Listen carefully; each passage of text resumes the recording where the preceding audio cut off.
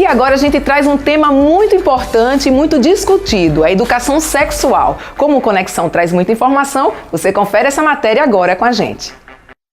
Hoje, por conta do advento da tecnologia e de toda a informação trazida por ela, é comum a diminuição do diálogo entre pais e filhos, principalmente quando se trata de assuntos tão delicados como educação sexual. A banalização do assunto por determinadas mídias televisivas, músicas ou ritmos musicais acabam por incentivar esses adolescentes a iniciarem sua vida sexual muito antes do tempo e outras vezes expõe até mesmo nossas crianças a perigos eminentes que estão presentes em nosso dia a dia. Conversamos com a consultora sexual Milka Freitas, que nos falou sobre o papel de educadores e profissionais sobre o assunto e da dificuldade dos pais em falarem sobre essa questão tão delicada. A dificuldade que existe dos pais dialogarem é muito uma questão cultural, né? No Brasil principalmente, e mais especificamente no Nordeste. A gente tem um péssimo hábito de não falar sobre a sexualidade do sujeito, a gente tem esse preconceito.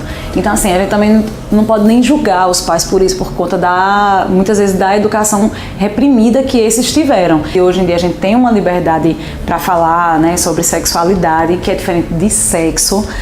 E esses pais, com essa dificuldade, acabam por consequência não conseguindo dialogar com seus filhos, não conseguindo tirar essas dúvidas. E aí a criança vai lá fora e tira com os coleguinhas que muitas vezes também não tem a prática da educação sexual, ou seja, não tem a prática do diálogo dentro de casa. E a importância da educação sexual tanto no contexto escolar como no contexto familiar. Ou seja, a família ela tem que ter esse papel de educar sexualmente para evitar que a criança sofra um abuso sexual, para evitar que a criança ela venha a cair na conversa de pedófilos, né? São pessoas que têm esses transtornos sexuais.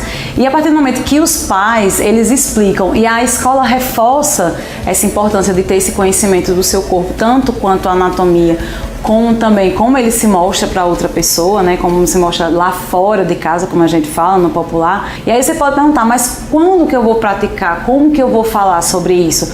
Quando a criança começar a te perguntar. E é por isso que você tem que ter, além de uma orientação com um profissional, ou com um consultor sexual, terapeuta, psicólogo ou educador, certo? Para que você saiba responder de forma correta. Claro que você vai usar uma nomenclatura adequada para a fase daquela criança. Os pais devem procurar os profissionais para falar sobre a prática da educação sexual a partir do momento que ele se sentir constrangido com determinada pergunta ou comportamento da criança ou do adolescente. Se a criança ela de repente está sofrendo um abuso ou se ela sofreu aí algum contato negativo, né? No caso com um pedófilo, a criança geralmente ela vai ficar mais acuada, ela não vai interagir como geralmente ela interagia, ela pode ter distúrbios do sono, distúrbios alimentares, seja para engordar, seja para emagrecer, depressão infantil que as pessoas banalizam muito. Então, se era uma criança que ela era extremamente ativa, extremamente dinâmica, que ela interagia com outras pessoas e aí você vê essa criança não interagindo mais, é um sinal de alerta. É um sinal de alerta principalmente quando a criança ela se sentir ameaçada quando você for tocar ela ou for dar o banho dela, ela com certeza vai ficar assustada. Então é bom observar os sinais dessas crianças. Crianças às vezes que eram quietas e aí começam a ficar muito ansiosas, começam a ficar agressivas. É bom observar sempre que houver um comportamento diferente da rotina dessas crianças. Vale observar que essa questão das roupas, muitas vezes as roupas que são de adultos, como os tops, saia muito curta, shortinhos muito curtos, eles estão sendo colocados tanto para criança como para adolescente, aqueles bodyzinhos que tem as costas, né, que estão de fora, aquilo ali numa criança. Então o que é que acontece? Não é um preconceito com a roupa, e sim um cuidado. A maldade ou a erotização não está na criança, muitas vezes não está nos pais da criança, mas sim naquele que está vendo. Então se um abusador, um pedófilo, ele vê a criança de forma erotizada, ele vai tentar fazer o mal para aquela criança. Criança não é para estar usando shortinho muito curto, não é para estar usando top, ficar com a barriga muito à mostra, tem que ter esse cuidado, tem que ter esse zelo. cedo. Pré-adolescente e adolescente da mesma maneira. As adolescentes, elas estão muito apegadas à sensualidade, à erotização de forma precoce e acaba colocando ele para uma iniciação sexual precoce ou para um abuso.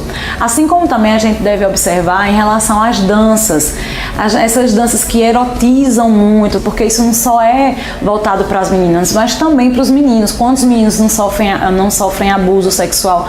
E muitas vezes esse abusador ele está dentro de casa. Então a dica que eu dou é que tenham cuidado com essas vestes, essas roupas, tanto para os meninos como para as meninas, e tenham cuidado também com essa exposição através de determinadas danças. Fica aí o meu conselho para vocês. Vamos zelar aí por nosso bem tão precioso que são os nossos filhos.